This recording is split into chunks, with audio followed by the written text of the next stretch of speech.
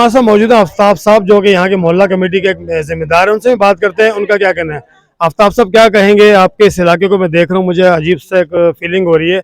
ना यहाँ पानी है, ना बिजली है, ना गैस है, कोई चीज़ ऐसी नहीं है कि बंदा इजीली अपनी लाइफ को गुजार सके। आप क्या कहेंगे। अस्सलाम वालेकुम। सबसे पहले तो मैं बीबीसी के तमाम टीम का बेइंतहा मशहूर हूँ, शुक्रगुजार हूँ कि आज उन्होंने इलाके का हमारी कंप्लेन के ऊपर विज़िट किया, दौरा किया और तमाम हालात को वो देख रहे हैं और ये चैम्बर खुले हुए हैं। मोहल्ला कमेटी अपनी मदद आपके तहत इनके तमाम मेम्बरान जो है अल्हम्दुलिल्लाह तमाम महकमों से राब्ते में भी है और उनको रिक्वेस्ट करती है, क्योंकि हम मुंतखब नुमाइंदे नहीं हैं, मगर इलाके के मसाइल के हवाले से हमारी कोशिश होती है जो हमारे इलाके के इशू हैं फ्री ऑफ कॉस्ट अपनी मदद आपके तहत हम एप्लीकेशन भी लगा चुके हैं। यूसी के वाइस चेयरमैन जो मुस्तफ़ा अफरीदी हैं उनको भी बता चुके हैं तमाम हालात के हवाले से। उन्होंने खुद विज़िट किया है, डिप्टी डायरेक्टर को बुला करके यहाँ इलाके के जो है TMC के विज़िट करा चुके हैं। उसमें सैयद ज़ैन अली शाह जो है म्यूनसिपल कमिश्नर साहब जो थे मौजूद, उनको जब रिक्वेस्ट किया था तो उन्होंने तमाम हालात को मद्देनज़र रखते देखते बहुत सारे काम किए हैं। गलियों के अंदर जो है सेवरेज के हवाले से पाइपलाइनें भी डलवाई हैं जहां था, अब उनके पास इख्तियारात चले गए हैं। टाउन के चेयरमैन मलिक आरिफ साहब को भी हमने सारे व्हाट्सअप के ऊपर बजरिए एप्लीकेशन भी आगाह किया हुआ है इलाके के मसाइल के हवाले से, और यूसी चेयरमैन जो वाइस चेयरमैन है उनको भी आगाह किया है कि भाई ये खुले मेन होल हैं, इनमें रिंग डालो, ढक्कन लगाओ। इलाके के बच्चे जो है मासूम बच्चे, यहाँ कई बच्चे जो खड़े हुए हैं तो ये सब गिर चुके हैं, इसके अंदर नुकसानात होते हैं। डॉग किलिंग के हवाले से कहा है कि भाई इनको अगर मार नहीं सकते तो पकड़ के लेके जाओ। स्प्रे के हवाले से कहा है तो वो जब गाड़ी भेजते हैं तो 2 गलियों में करा करके बोलते हैं यार फ्यूल नहीं है, फंड नहीं है, बजट नहीं है। 12 लाख रुपए उनको फंड के मिल रहे हैं भाई, वो कौन से इलाके में कहाँ 1 लाख रुपए भी अगर हमारे इन गलियों में लगा दिया जाए मंथली वाइज, ठीक है ना, तो गलियां संवर जाएंगी। मगर वो जो है अपनी दुनिया में मस्त हैं।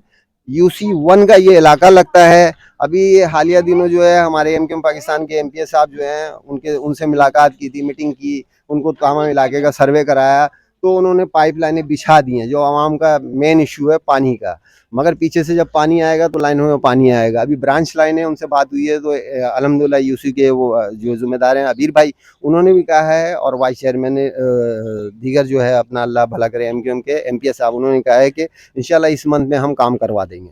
तो मैं बेइंतहा सबका मशकूर हूँ, म्यूनसिपल कमिश्नर सैयद ज़ैन अली शाह साहब का भी और आपका भी। और मैं आपके तवज्जुह से यही कहूँगा, वाइस चेयरमैन साहब जो है खुसूसी इस इलाके के अंदर जिन गलियों में स्ट्रीट लाइट का इशू है वो स्ट्रीट लाइट लगवाएं, वहाँ पे फोकस लाइट लगवाएं वहाँ पर हमारी आवाम के लिए। और जिन जगहों पे गटर सेवरेज का मसला है, जहाँ सेवरेज चेंज होना चाहिए, गली नंबर 2 पीछे साइड पे है, उसका डिप्टी डायरेक्टर ने इस गली के अंदर, गली नंबर 3 है ये, यहाँ सेवरेज का इशू है। पीछे गली नंबर 3 के अंदर जो है सेवरेज की लाइन तो चेंज हो गई है, 4 गली नंबर 4 सेवरेज की लाइन तो चेंज हो गई है, मगर गटर मैन होल जो है ना ढक्कन खुले हुए हैं, इन पे ढक्कन डाला जाए। ये जिम्मेदारी उनके ऊपर आई है, अवामी इशू को हल करें। बहुत शुक्रिया जी। एक और रहायश हमारे साथ मौजूद है, उनसे पूछते हैं उनका क्या कहना है। जी, आप क्या कहेंगे अपने इलाके के हवाले से। आप जी, बिस्मिल्लाहिर्रहमानिर्रहीम। पहले तो मैं आपका बहुत बड़ा मशकूर हूँ कि इस हवाले से कि आप यहाँ पे आए, इलाके की सतह में जहाँ पे किसी की नज़रसानी नहीं थी आपने इसमें नज़र डाला और आगे हमारी इंशाल्लाह इस जो हालात हैं इसके बारे में आगे पैगाम जाए। तो कहने का मेरा मकसद ये है कि सबसे पहले तो यहाँ पे आप सड़कें आपने देखी होंगी, यहाँ पे सड़क तो है ही नहीं, सिर्फ मट्टी मट्टी है।